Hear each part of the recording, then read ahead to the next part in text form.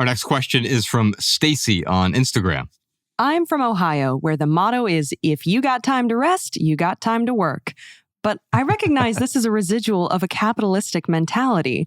How does rest affect our mind, body, and soul? TK, I definitely want to talk to you about rest because I think that's an important topic, especially when we're talking, a few weeks ago, we were talking about quiet and stillness, and you were talking about flirting with stillness. Mm-hmm. And one might say that is a part of rest here. But I'd like to start with an analogy. Music is beautiful only if there is space between the notes. Otherwise, you just have a note. Play me a C and just C. It's just noise at some point, right? And it could even be beautiful noise, but at some point it is just noise. It is not music. And I think that is the point of rest. It is the space between the notes, at least in the context that I'm talking about here.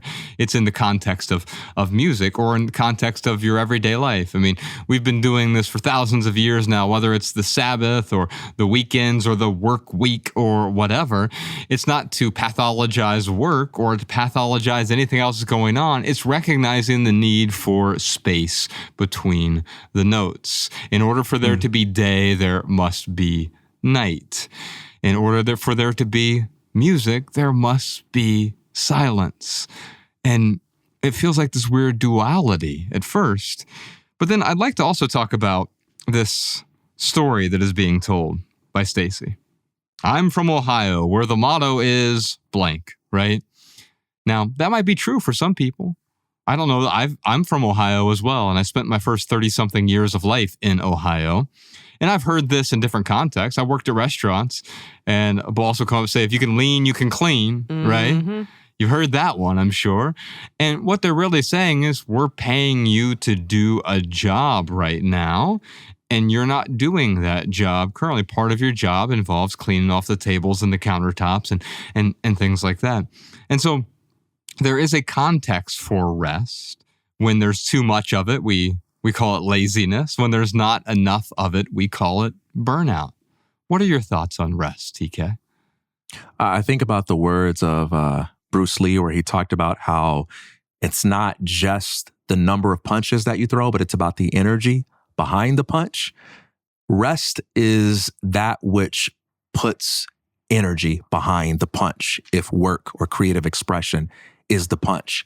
And I think there's already a lot of talk about rest as this thing that gives us greater access to our ideas. It allows us to show up to our work more strongly.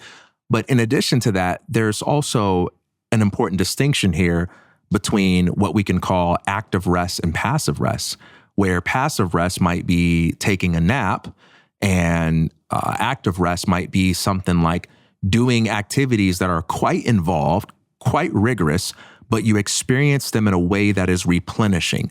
Whereas your everyday work might be the kind of thing that you experience as energy going out from you, and then you need to take a break. This kind of active rest, you might be running, you might be playing, you might be hyped up, but you're experiencing the energy coming into you. You're feeling the well, so that when you go back to that other kind of work, you've got more presence and more life that's coming out of you.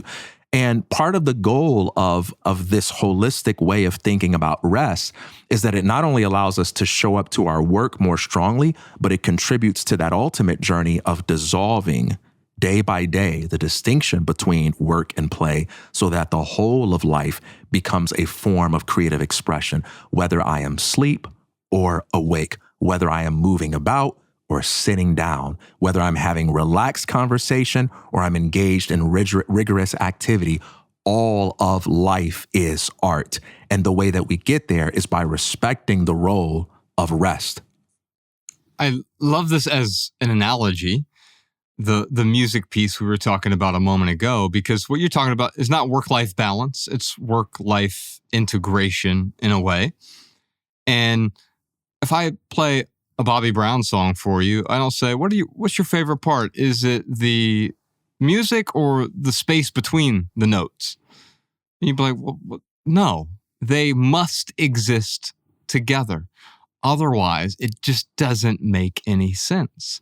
And it begins to feel like noise or burnout when there's too much of the notes and not enough space. In fact, it could feel really off, right? And you don't even know what it is specifically. And maybe you can't map it out mathematically there at the moment, but you know there's something off about this. Have you felt that before? Oh, you know what? There's something off. Maybe I've been working too much, or maybe I haven't been working enough. I feel kind of drained by my lack of productivity or efficiency or effectiveness, whatever these corporate buzzwords are. But it's really a lack of engagement. I feel less engaged in life. And so I think you can burn out strangely either way. When it's all rest all the time, then it's not actually rest. And when there's no rest, it's silence, and that's okay, right? But there's no music within the silence. The music requires the silence, but it also requires the sounds.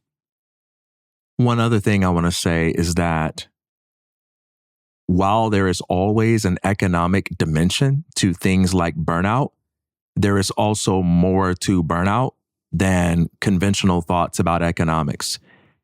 Throughout history, there have been individuals in every kind of society and every kind of economy who have dealt with difficulties related to what we might call burnout or finding ways to work that are healthier or more constructive or more efficient and so on.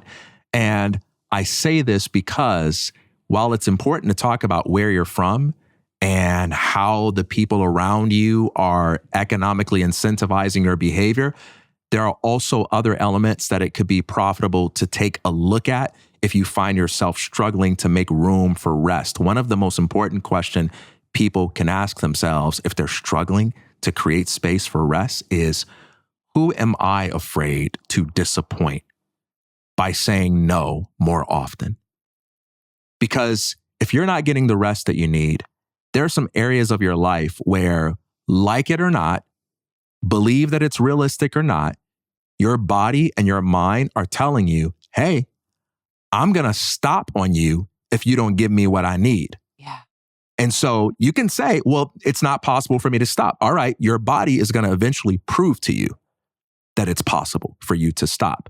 So the question is, what is this story I'm telling myself, not only about the economic realities, not only about what I need and cannot change, but also about that small little space that consists of things I can change if I only confront the fears that I have around who am I unwilling to disappoint in order to live out some things that I know to be true.